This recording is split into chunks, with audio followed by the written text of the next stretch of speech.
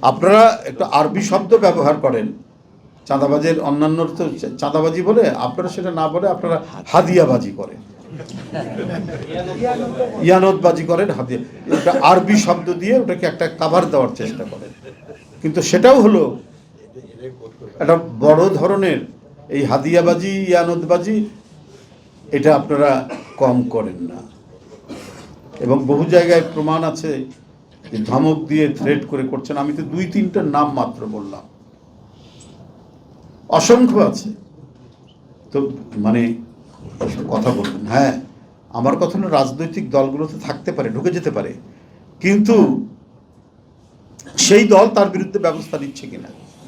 বিএনপির মধ্যে 5ই আগস্টে এই ধরনের কিছু কর্মকাণ্ড হয়েছে। আমাদের দলের চেয়ারম্যান এবং বর্তমান মাননীয় প্রধানমন্ত্রী শক্ত হাতে শত শত নেতাকর্মীকে বহিষ্কার করেছে, দল থেকে অব্যাহতি দেওয়া হয়েছে, শোকজ করা হয়েছে, কেউ বাদ যায়নি। শক্তিশালী নেতা থেকে শুরু করে একবার তৃণমূল পর্যন্ত কেউ বাদ যায়নি।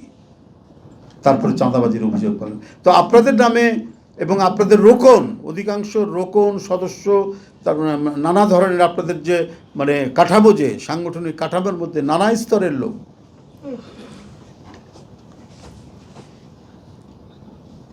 এটা ইয়ের জন্য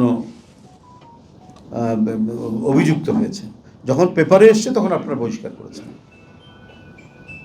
তো আপনারা ফেরেশতা হয়ে গেলেন কি করে,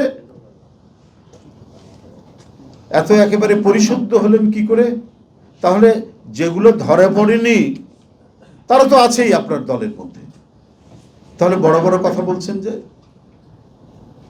এটা কথা বলছেন এই কারণে খুব মনে করেছিলেন যে বোধহয় এইবার পাওয়ারে চলে আসবে, কিন্তু এদেশের মানুষের মানে মাইন্ডসেটটা আপনারা বুঝতে পারেননি।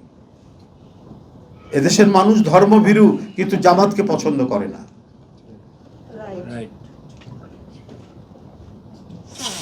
এদেশের মানুষ ধর্মভীরু, অতিরিক্ত ধর্মবিরোধী কর্মকাণ্ডও পছন্দ করে না।